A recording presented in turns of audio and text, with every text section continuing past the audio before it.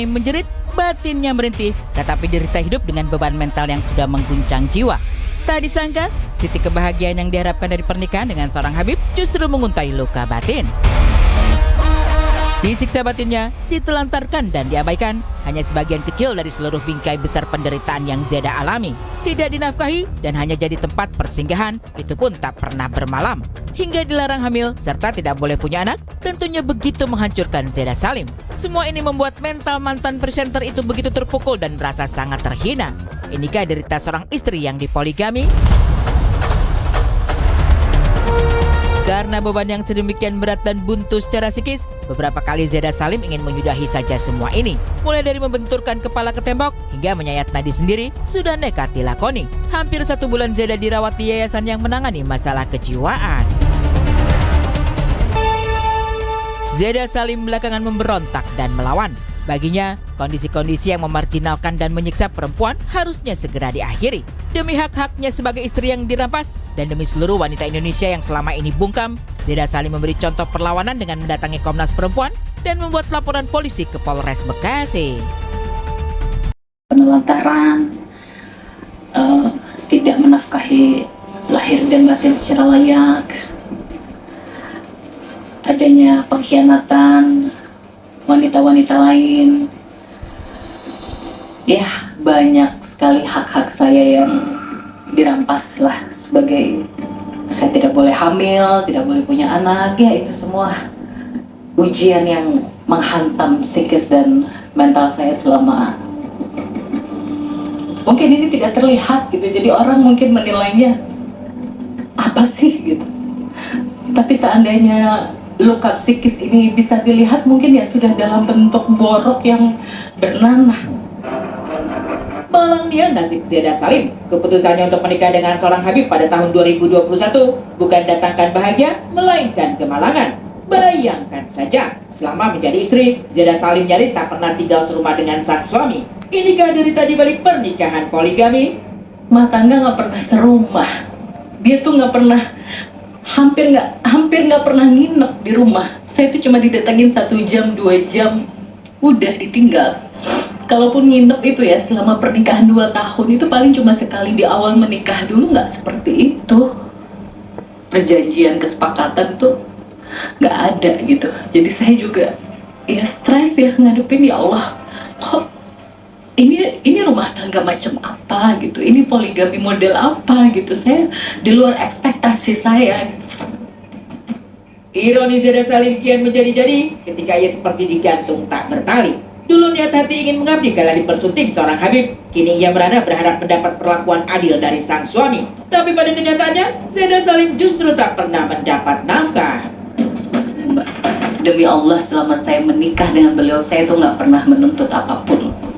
Saya tidak dinafkahi lahir, ya, dalam arti nafkah uang untuk anak. Anak juga nggak dinafkahi.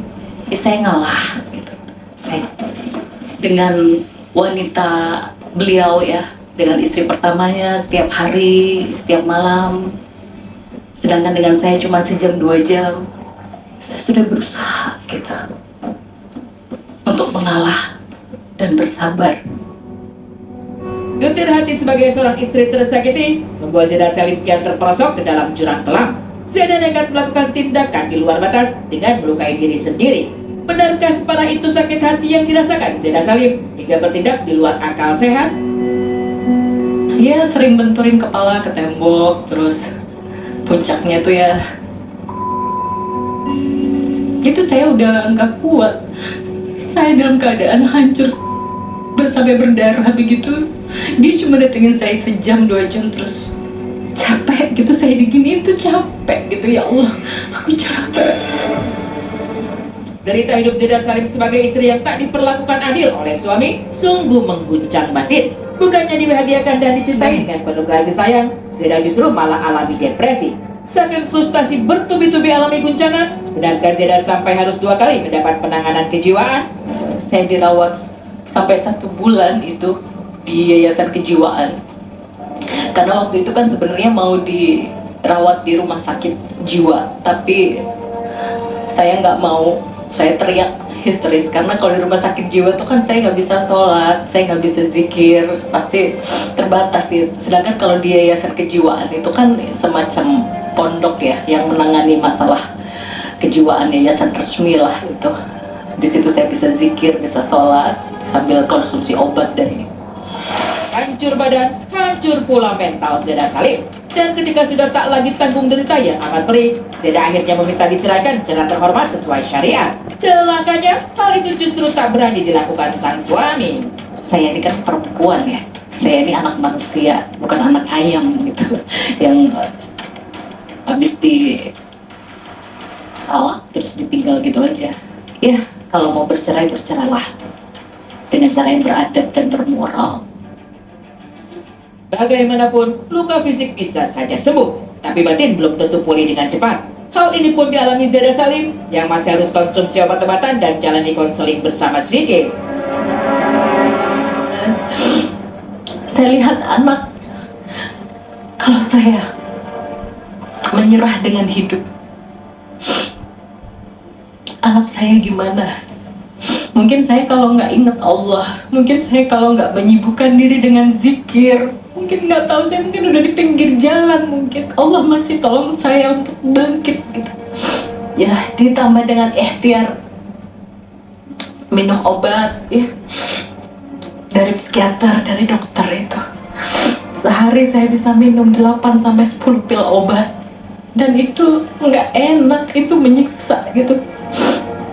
Secara psikis, mental, materi juga udah habis-habisan saya berobat, tapi ya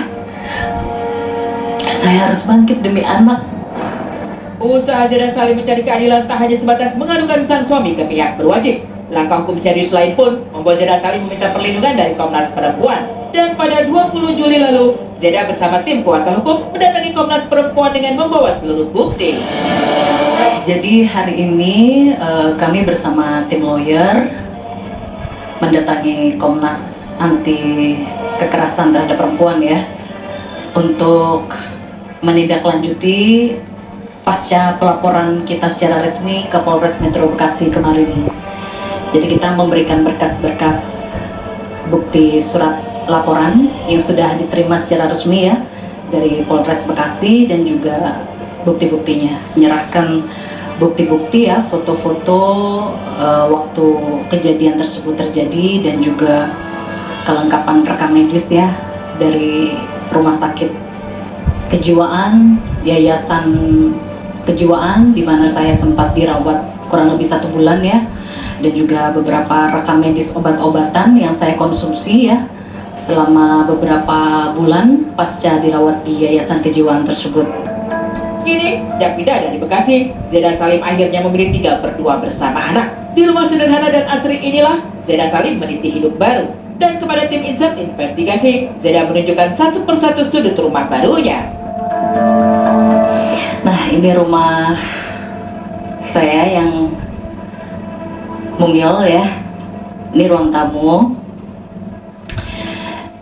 Ya, segini aja sih rumahnya ya. Sofa, ya kalau nerima tamu jarang sih, jadi cari rumah yang kecil-kecil aja. Biasanya kalau sholat di sini, ini sajadah, dan ini dapur ya, dapur kecil. Ini koleksi barang, belum saya buka semua, masih sebagian ada di kardus atas. Ini juga tas-tas masih ditaruh di bawah. Di sini, Aduh, nih, kamar mandinya sederhana sih ya. Kamar mandi, terus ini kamar tidur. Ini biasanya tidur berdua sama anak di sini. Kalau nonton TV di sini di kamar. Ya pemirsa Insert, jadi kita naik ke lantai atas ya. Naik ke lantai atas, ini ada 2 kamar. Biasanya kamar yang di atas ini biasanya untuk tamu. Kalau saya suka tidur sama anak di bawah. Nah, ini biasanya buat kamar. Kalau ini gudang ya, ini banyak kardus-kardus yang masih belum dirapiin. Ini kamar mandi atas. Sebelumnya kan tinggal di Bekasi ya, sama suami, tapi sekarang karena sudah pisah rumah, saya tinggal di sini sendiri sama anak-anak. Dari kisah pedih Zeda Salim, seperti apa juga kisah Arun Nazlus, remaja belasan tahun yang taklukan Eropa di ajang kompetisi panahan berkuda. Saksikan saat lagi hanya di Insert Investigasi.